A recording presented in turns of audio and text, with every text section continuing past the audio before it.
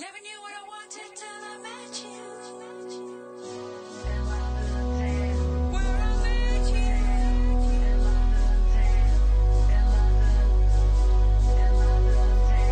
Where I kissed you. Hello everyone, this is Marisha for Love Your Creativity, and here we are again with the regular weekly coaching session with Ryan James Locke. How are you, Ryan? I'm very good, thanks, Marisha. How are you?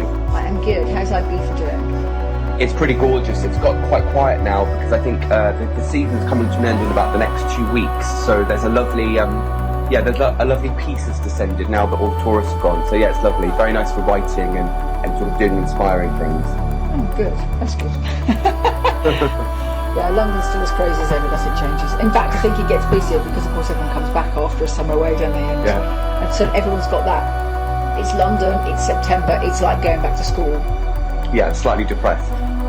Yeah, but also I've always found, I mean this year I'm not, but quite often in September I'll start a course of some kind to learn something. And I've done that probably most of my adult life really, because I like that sense of resetting goals. That kind of idea of let's pick up life and let's see what I can do certainly in the next quarter. It's nice to have some really big goals to carry it, because let's face it, we now we've got autumn, darkness, more rain. We've got a good 6 months. It's good to have something to drive you through that, really, I think. I think September's a brilliant time to set new goals. I'm just about to launch a group coaching program, and I wanted to do it at the start of summer, and then the more sort of research I did when I put it out there to people was that actually September is the best time, because everybody's, like you said, kind of they've come off holiday, or they've finished all the sort of summer madness, and they're really ready to like knuckle down and, as you said, go back to school. I like that analogy. Yeah, well, and I think there's two time of year, obviously there's January, but I always find January such a hardcore month, especially after the Christmas celebrations. Whereas I think at least with September you kind of had a summer to rest, and I do think we're primed. I think from children on we were primed to go to school in September and learn something new. And so I guess what we're saying to probably you and I should both be setting some big goals, and I guess our listeners should probably be thinking what is it they need to learn now which will forward their creative careers or their businesses. I think that's a really great question actually, because I was coaching someone yesterday about this, and we were talking about this idea that often we set a goal or we have an intention, either professionally or personally or creatively, and what I always get clients to do is I always ask the question, what do you need to learn in order to help you get there? And it sounds very flippant, but I think a lot of the time people really miss that, and they think, oh, I'll just work. For example, they think, I want to, achieve X or achieve Y, but they don't realise that just pushing and trying hard to make it happen isn't always the best way. Often, it's about working smarter, not necessarily harder, and I think study is definitely a very important part of that. Yeah, I mean, of course, sometimes in a study like go to class to get a technique sorted, whether it's a painting technique or being able to belt or a different way of approaching improvisation or whatever, depending on your own business. But I think certainly for me, I think ongoingly I'm realising how I just need to keep moving on the mental space, because I've had effectively, as we discussed last podcast session, I kind of came off doing a play exhausted, going, oh my goodness, and you were saying to me very much you need a rest, which I've done, and I definitely feel ready, which is good, because of course I've gone slamming to other bits of work and starting a new play, and it's all very kind of crazy because we go up a week tomorrow, and so there's all that and all the attendant running around that needs to be done, and learning and also trying to be free and getting used to a different director and different actors and all the kinds of things that. And I'm going, oh, hang on, what about my London Town track? And that's why, really, because I've done a little bit of work this week, but because everything else has just piled on top. And I've also had to have moments where I've just needed to rest. And now I'm going, hang on a second. And it's almost like when you've stopped doing something, when you've put it down, it's about that. It's much easier to push a stone that's rolling, whereas if it feels like it's come to a natural halt because you've got busy doing other things, you feel a bit guilty that you stopped working as hard on your side project. You think, oh, what's the point? Will anyone love it? Where I stopped it, I was getting interest, but now I've got no interest. I've got to start again. You see what I'm saying? So maybe also using the fact we're September as is a good thing for me, if you know what I mean. Yeah. To go, okay, I can pick it up, and it's not just because I've laid it down for a couple of weeks doesn't mean I'm a failure. Actually, it means now I've got to get the next few days out the way, and then I can go, okay, let's move forward again. I think I love what you said about it's easier to push a stone that's rolling. I think that's a really good quote, actually. That's definitely a tweetable. So anybody listening, I think that's a great thing to tweet. Like a rolling stone. I might actually use that in an article. Thanks, Marisha. That's all right. Just credit me, darling. That's all I'm after. Just link. But I want to go back to what you said. Two things that I really want to share with you here. The first is I'd like to encourage you to really minimise a sense of guilt, because ultimately, as we discussed in the last session, it is natural and it's okay for things to fluctuate. In an ideal world, we'd stay focused 100% of the time, and we'd be able to juggle 20 things and everything would get done. In the world that we live in, that's not. And, you are very busy. You are doing a lot of things. Crazy, so, yeah. Exactly. And that's a testament to your talent and your networking ability. So I'd really encourage you as your coach to sort of really minimise, the sense of, any sense of guilt, and to sort of perhaps replace that with more of a sense of, like, let's use an example. It wasn't a Christmas track that now isn't relevant until next year. Yes. That would be slightly different, if it was like the Merry Christmas London Town.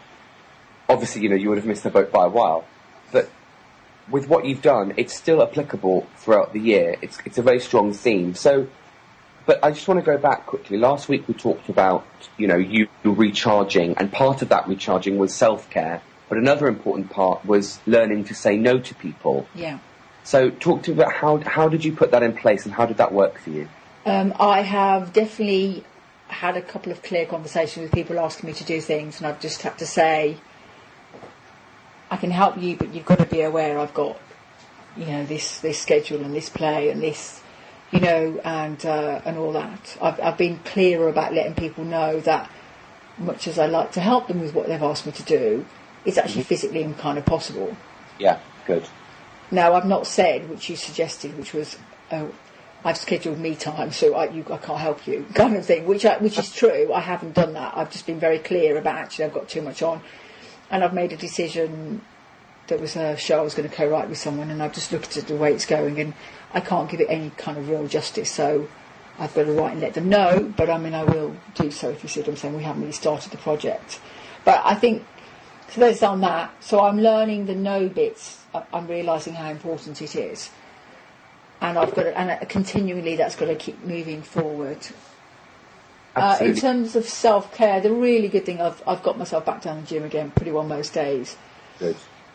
And in fact, I've been taking my script to the gym, and I've been walking on the treadmill. People have been finding it quite strange in the gym, because I'm there, I either read my script in between sets, or I'm on the treadmill then for about 40 minutes, which I hate doing that treadmill elliptic, and I can't run anyway because of my knee, etc. But at least, and my neck, but I've been able to walk at a reasonable pace, and you're very focused. You're not Facebooking or looking at your email when you're on a treadmill, stuck with a script in front of you. So actually, and also, as I said, research has proven that your brain is much more receptive to learning when you're kind of in motion or doing monotonous things like cooking. So I've actually found that it's going in pretty quick. So I've managed to find a bit of a time-efficient way of getting stuff in my brain. And I have been sleeping where I can, eating much better, although there's a shocking amount of sugar going on in chocolate biscuits still, but I'm aware that I'm getting tired. But I'm just allowing myself a bit more, and I've got a couple of things after you and I finish this, but rather than spending, what I've stopped doing is starting blogging or podcasting or thinking about stuff online at 9:30 at night, because I know once I get online, you know what I mean, it's 2 hours later and I'm working, and then my brain's too busy and I don't sleep.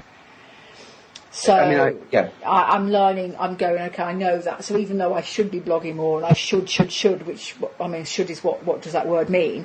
But ultimately I've got to self-care, and I think I've taken what you've said and put a couple of things in place. And just the fact that I haven't gone to the gym today, and my knee's actually a bit sore, I think, from actually doing too much walking, and it's felt a bit locked today. But I do feel I've recognised that there's a couple of issues from the last podcast of self-care and saying no. And I'm sure that I'm going to fall down, But at least I've been clear and clarified stuff where it's come up.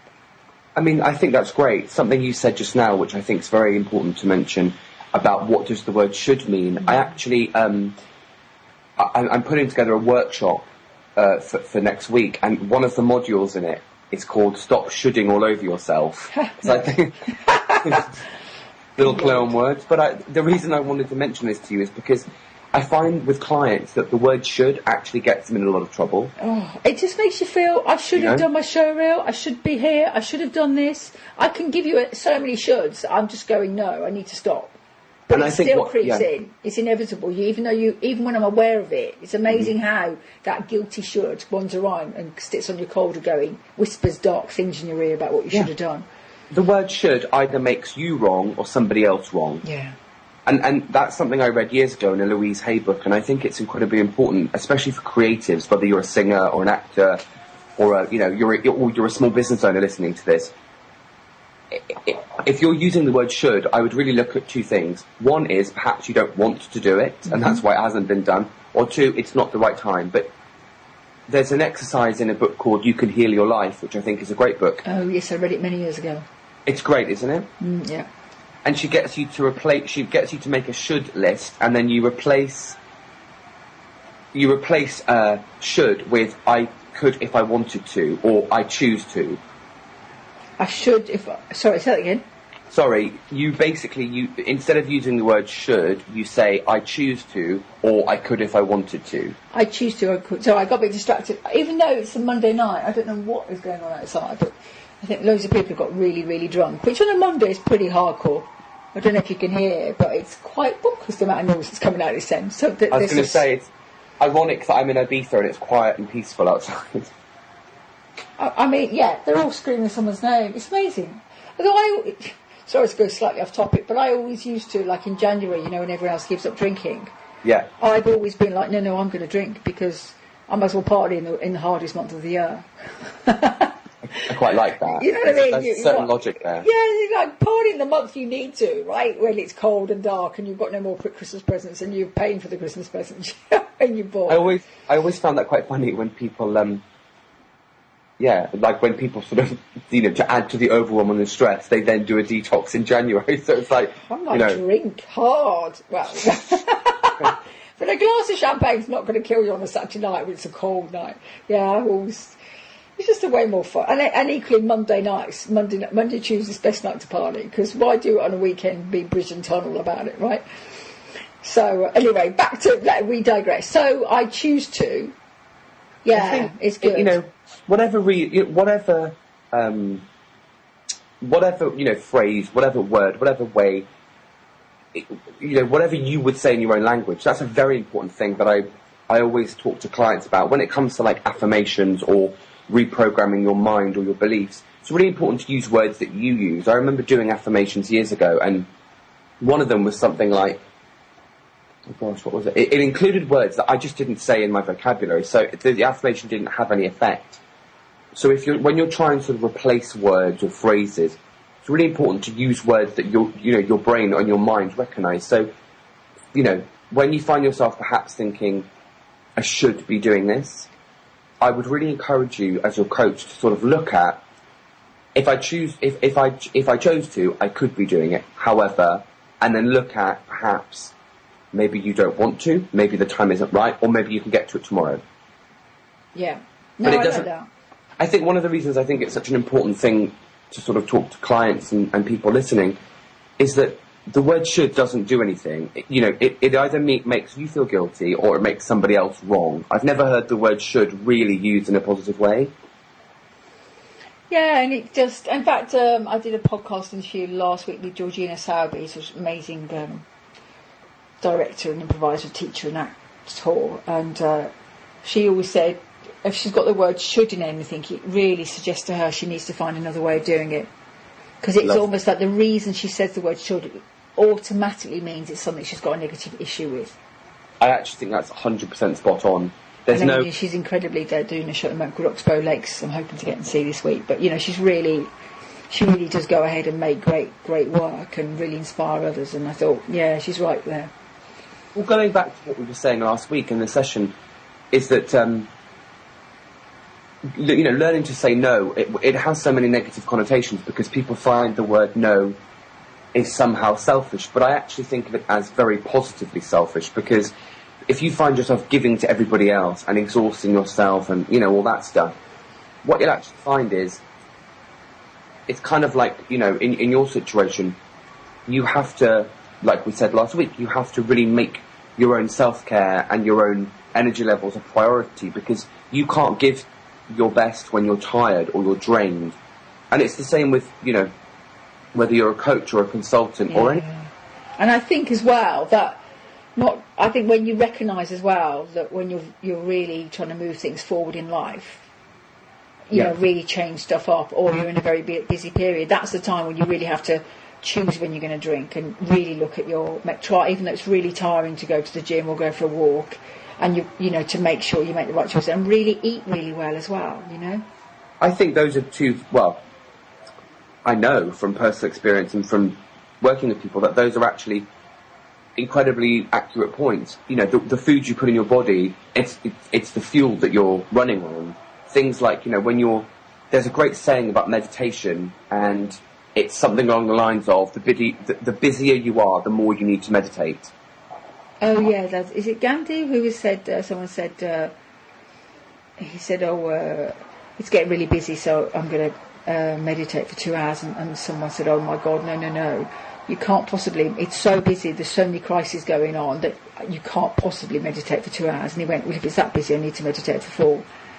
I understand, yes, that's it. I think that's incredibly, I certainly found that. I had a really busy day on Saturday, and I actually woke up early to meditate. And I did something like 25 minutes, not that long, but what I found was just starting the day with that stillness, it really changed, rather than sort of sitting down and getting an overwhelming number of emails and finishing copywriting, you actually, you come at it differently. And I think for creatives listening, that if you're going through perhaps an overwhelming time or you're busy, those are really important things to look at with yourself. Make sure that you're eating really well in whatever way works for you. Make sure that I love what you said at the beginning about the fact that you've noticed the positive influence, the positive impact of going back to the gym. Tell me a bit about that. How are you finding that's improving your mood? Well, the thing is, I've always realised how important it is for me, because I've always trained. And I mean, even when I was kind of at university, I'd go and spend my summers out in LA running on the beach and just really training. I weightlift, which I find, and I've got a very serious neck injury, which is a real problem. And if I don't train the muscles in a very safe way around it, and my posture goes, then the pain just gets worse, not better. And also it's mental, completely mental. I spent my life dealing with stress through exercise, and then if I don't exercise, it's amazing where my brain goes. I get dark, I get depressed, I feel really unhealthy, I can't get anything done, you know what I mean? And then of course it's proven how much exercise helps the mood and lifts endorphins. In fact, I can't remember what the name of the book is, someone wrote a book recently about how exercising helps everything, even your brain cells and everything else. And I think it's really true. So since I've gone, okay, I'm going to get down there, and it kills you. And even yesterday I walked in on a Sunday going, how, I can't believe I'm in the gym again, oh my God. But once you start, it's amazing. And of course you come out feeling great. And of course, if you weight train, of course, what happens is it's not just like doing kind of cardio where you just burn calories in the moment. When you weight train, you're actually increasing the size of your muscle, and everyone loses after the age of 25. I think it's a pound of muscle a year through natural loss. So you have to really train, you know what I mean, to put that muscle back on again. Yeah. And because if you don't have muscle, then your metabolic rate drops, and you can't eat as much, and then you get fat, and blah, blah, blah. I mean, I am, for me. So I know about exercise, but it just still doesn't mean that sometimes I don't do it. So I'm feeling way better. Although I'm aware that I'm eating so many chocolate biscuits and sugar. My Haribo obsession continues. But this is because when you're tired, it's short-term energy. But I'm trying my best anyway. So. Well, you never know. Because you've given them a mention, they might send you a free bag. Oh, good lord, don't even go there. I could wallow in it. I'd like a bath full if they're going to send me some. But I think it's important to... I said it's got to be self-care that you can fit in your life, but I think you've also got to you've got to find the self-discipline to do that. And I was reading today, actually, in one of the papers, that Paul Smith, the designer, every morning he goes for a swim at 5:15 in the morning, and then watch the sun come up at 6 in London. and has That's been lovely. taking photographs. So he's gone from being a designer to taking photographs. And although lots of very famous photographers have taken photographs of his clothes, he recently has been taking his own up. So, oh, hang on 1 second. Hold that thought, darling. Well, I like what you were saying about the Paul Smith story, but most people that are quite, that are at the top of their game in any sort of industry. I know Anna Wintour, the US editor of Vogue. She wakes up at 5 and plays tennis for an hour, and she said for a long time, because it keeps me mentally, focused and physically. And I know for myself, when I get really busy, what I've learnt now is, the other day I was still up at 2 a.m. sort of finishing something, and I really realised that in order to give my best, and for anyone to give their best, you have to have a practice that works for you. Going for a swim's nice, or going for a run on the beach, or, anyone listening, I would really encourage you to sort of look at your self-care routine and really look at ways you could fit in. It has to work for you. That's the first thing. But I think also it's not. It does have to work for you. But like Barack Obama, famously at 6 every morning he plays. He's got a real disciplined routine. So he gets up at a certain time, and then I think it's 6 o'clock every morning he plays basketball with some people. Nice. And it's because I remember reading an interview. Someone was even on Air Force One and travelled around, and he said, because he's got to make such big decisions in his life all the time. Obviously, President of the States. That he has realised that he tries to get all the mundane stuff decided. So there's no question that he trains at 6, and there's almost no question what he's eating, because he's got to get rid of the mundane decisions because he needs all his brain power for the big stuff. And there's an amazing book by a lady called Twyla Tharp called, I think it's This Creative Habit. I'll reference it in the notes. And she's a choreographer, amazing, done huge amounts of shows. There's an amazing book about how to put a show together. And having done dozens of shows, I now looked at her process. She puts, but she's up every morning, come rain, come shine, in New York at 6 o'clock on her bike, about to go and lift in the gym, because of course she's been a dancer. And then then at 9 o'clock in the morning, she's ready to work at her creativity, because I think that's what often comes up with creative people. We don't have that 9 to 5 discipline, or the 7 till 9 discipline that, so if you almost have to put it in yourself. And I know when I've got a process where I have to be somewhere, I have to be at rehearsals, or I have to do something, then you really get things done. And if you don't, I was talking to a friend of mine yesterday called Liz Rankin, who you may have met, amazing. She's movement directed over 50 Royal Shakespeare Company productions. She's also a painter who works in the National Portrait Gallery, and she's also writing a book as well at the moment. She's just incredible, everything she does. And I did a podcast a few months ago, which I'll reference, but she was saying yesterday she likes this idea that she's working. So at the moment she's going to the British Library because she's researching something, and she's there. She does she does 6 hours a day, and that's her work, so... I think that's a really great point you've brought up, actually. I just wanted to go back to it.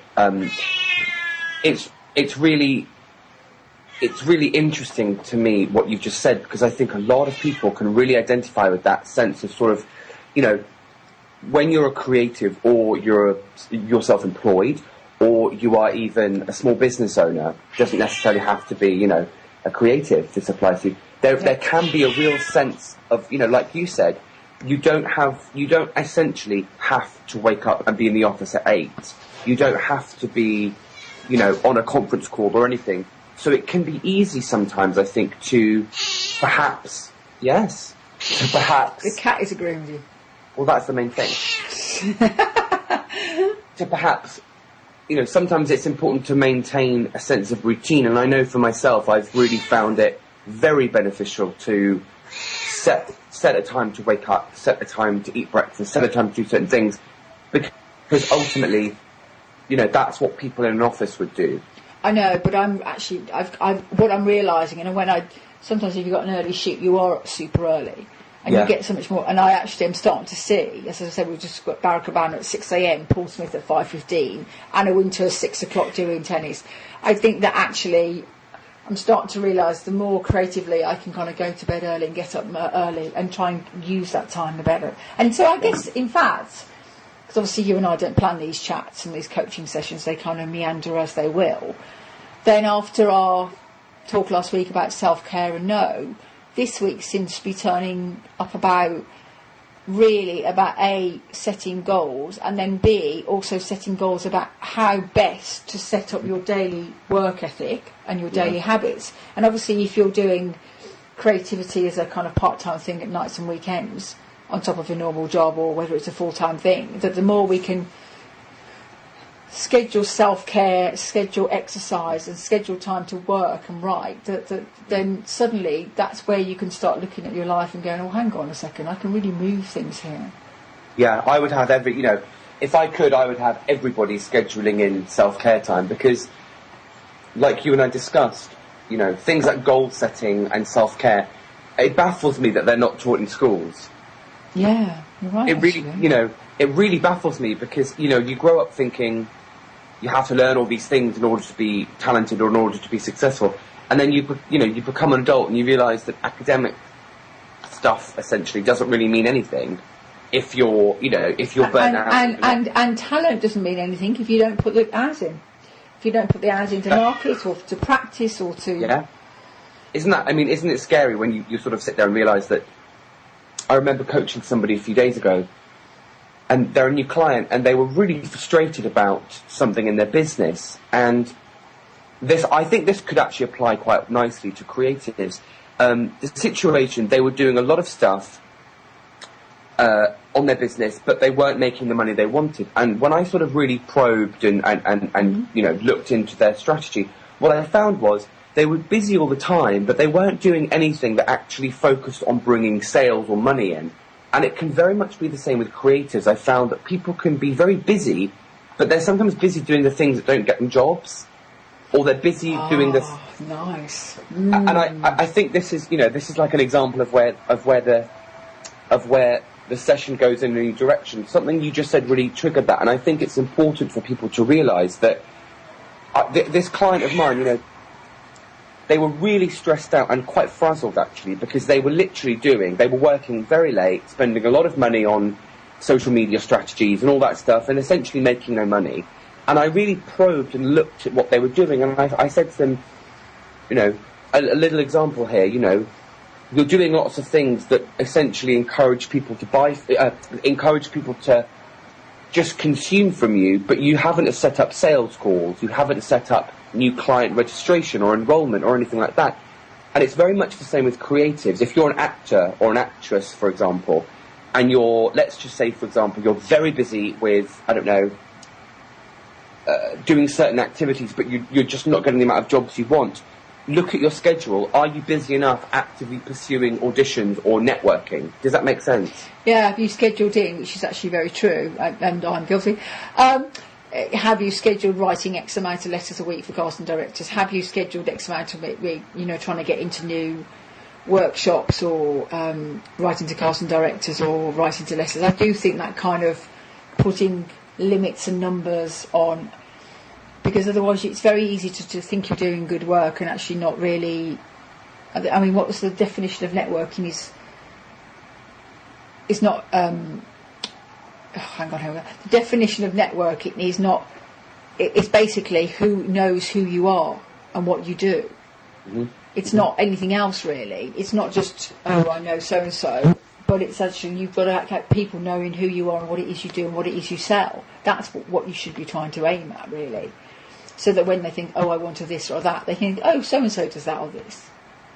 That's exactly it. People sort of talk about how busy they are or how much they've been working, but something I always say to them is, what platforms are you focusing on? What avenues? If you're, one of the end results should, if you're, let's say you're an actress or an actor, you can be very busy doing certain things, but if none of those things are bringing you in, let's say, new gigs, new jobs, I think it's great what you said just now about how many letters a week are you writing? I would always look at that sort of stuff. Just, look at, it's very easy to say you're busy without necessarily being productive. That's a very important thing. I often find that with creatives. People can be very busy, maybe, doing their painting or writing their book, but how busy are you marketing it? I heard a fantastic online class the other day, and she said for optimum results, the student she was talking to said their income goal was 10 grand a month. and Right. she said for around that you'd need to be doing about 4 hours a day on your marketing. Yeah, well, I remember going to a Federation Entertainment Union course, and they said if you're freelance, you should be spending 25% of your time looking at getting new work and marketing. And Yeah. the problem is, what happens to all of us, whatever creative field you're in, I mean, whether it's coaching or graphic design or acting, is you go into a new project, you get consumed by it. You know, everyone wants more for less that they give. You give it your all, and actually, but what you're not doing is going, oh, well, I'm in so-and-so, come and see me. You're not putting that 25% in. So actually, maybe that's something I can instill into mind, that if I look at the times and the hours a day I'm spending on anything, maybe I need to go, well, hang on, I also need to, rather than getting all like lastminute.com panic, is say, well, am I spending 25% of each day, or 4 days doing the work on 1 day doing the marketing, if you see what I'm saying. But it almost needs, it seems to me, I need to put that in place, and I certainly have got to do that, run that round with London Town, because it's been, you know, I still haven't moved away from thinking it's great, but it's just I've done a few things, but I've just got people to chase up. Fashion Week's now finished.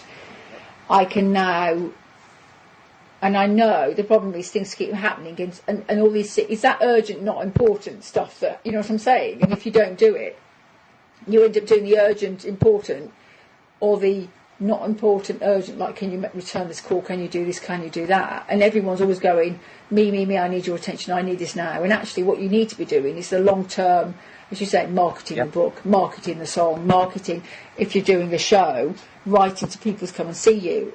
You know, and it's always that. And I've seen it so, and I'm as guilty as anyone, that people have killed themselves doing a little show and then they've forgotten to invite anyone, so they're doing great work and no one sees it, in which case, and especially if you're doing like a profit share or something, you're almost like you've nearly killed yourself for a little, for no reason. Yeah, really, for a little pop on your CV, which actually doesn't really help anyone, because No, it doesn't. And I love what you've just said, because this class I was watching, she said something that I think would apply so much to actors, and she said, you market now so you'll have clients in 6 months. yeah. And this is something I always find with people. There's a real tendency to want instant results. You and I had a discussion about this a few weeks ago. I still want them. Where are my instant results? Why isn't London Town everywhere and played everywhere? Oh yeah, because I haven't done any marketing. No. Would you like me? Would you like me to coach you on that? No, I'm kidding. But this is what it's a really big deal for creatives. It's a really big deal for creatives in general. I find people, you know, like you said, a perfect example was, you know, you acknowledged that people often do these great shows, but they don't market them. But let's go back to you. You've said that you haven't done any marketing, but I do think at the moment you've been in a place where, you know, it's like I said to you last week. It's been important for you to make your rest a priority. How does that feel? Yeah, and I think that I'm still trying to do it on top of, I've decided that it's more important than other things, and if other things although I had a couple of emails today I've got to deal with, etc., but I am suddenly going, hang on, I've got to, I think from what we're talking about here, my self-care needs to come first, and then also I need to set some goals for marketing, A, the next play, and B, and myself within that, and obviously putting some time back in for London Town again. I need to almost set some X amount of phone calls, X amount of emails, those kind of things need to be put in place, and really find a way to do that, because otherwise you end up spinning your wheels, not really moving forward. And I mean, I've got a friend of mine who's written one book which is really interesting, but he doesn't market it, so he's already writing the next one. And Michael Hyatt has got that great book Platform, which I got, was it last Christmas or the Christmas before? I can't remember now. But either way, I read it and went, because he says you need to build your platform about a year before you need it, if you see what I'm saying. And again, it's about, you've got to move it forward. And I mean, I've got 2 novels written, one on its 5th draft, one it's kind of halfway through its 2nd draft. Yeah. And you know, why aren't they? Well, I mean, if necessary, I could even release them and pop them on via my blog to sell. But have I done that? No, because it's about, I always need to finish the projects I've got in hand and then do my best to market each one, as opposed to just going, let's keep giving creatively, and actually no one really hear. It's just a lot of output, but no one really hears it, if you see what I'm saying. I actually think that's a really good. It's funny how whenever we do these sessions, it's always in towards the end the real juicy bits come out. That's incredibly on point for creatives. Most people I coach have similar issues or similar things come up, and nearly all of them say exactly what you've just said. It's I've done this amazing thing and I'm putting out all this energy, but not many people are reading it or seeing it, and that comes down to essentially marketing. You can be incredibly talented and incredibly gifted at what you do, but that doesn't necessarily mean you're good at marketing. And I think that one of the things that's really important for people to realise is that make marketing a priority. Really make, in my coaching program, Build Your Personal Brand, the first strategy, I actually just updated it with new content and new exercises. And the first one is make promotion a priority. And somebody actually emailed me saying, I find that a bit, uncomfortable. And I sort of had to question why they were even reading my work, which is all about promoting yourself, if they didn't want to. But the whole point I go through with clients and that strategy is what you've just said. And it's, you have to make your promotion a priority. You have to make your marketing a priority. People who do, in the coaching world, for example, most clients will read your material for 3 to 6 months before they contact you and say, I want you to coach me. Or before they say, I'd like to download your book or your course or your how-to. So it's about that thing of, I love what you said about, you acknowledge, for example, people. Sorry, you cut out. You acknowledge. When you said, how many people are you writing to? I think that's a very healthy. It can be challenging, but it's a very healthy thing to do. To the people listening, I would really say, if you're stuck or you're noticing maybe you're not getting the results you want, really take a few moments and, like with what Marisha said about, look at black and white, cold, hard facts. How much are you actually marketing? Because the facts don't lie. That's what I find funny. People will sort of waffle a bit, won't they? And they'll say, times are hard. Who says times are hard? Yeah, If it's the economy. Is it? I know lots of people making really good money. Or people say, nobody bought my new single. But, that's because people don't buy music. Yeah, they do. It's just you haven't marketed it. That Vamps video, they've now got, it's not even been released yet. I think it's 2 weeks to the release date. It's now on 1.8 million views on YouTube. I know who you mean, yeah. Yeah, the Vamp. And it's not even, as I said, I've had friends see it in Spain and on Channel 4 over here, and it's just amazing because they're just going market. They've got a great little track, a great little video, and they are killing themselves to market one thing, and that's all they're doing. And I think that's what, obviously if you do that, it's not a great product, it's different, but they've got a great product there, so it's really catchy and great. So to wrap up, I guess I'll come back next week with some very clear goals and as you say, specific goals on marketing. And obviously you and I had a quick chat beforehand, and if we do have any listeners who would like to ask you and me any questions, they can either contact me through the Facebook of Love Your Creativity, or contact you through your Facebook. What's your Facebook page called? It's called Ryan James Locke, Be Your Own Publicist. Great. And the other thing is, if they, another way they could do it, if they go on my website, loveyourcreativity.com, there is a button on the right, Speak Pipe, and they can ring in a phone call basically and ask a question. And of course we'll play it if it's suitable and polite, and they've got a question about marketing or whether they're creative or small business or mindset or creativity, and you and I can have a look and see if we can help, because it'd be nice to kind of spread the love, as it were, and spread the world-weary advice of us two. All in for live coaching, I think that's great. Yeah, so it'd be good. So great, well thank you Ryan, and I will speak to you next week. Have a great week, Marisha. Bye. Thank you, bye. wanted to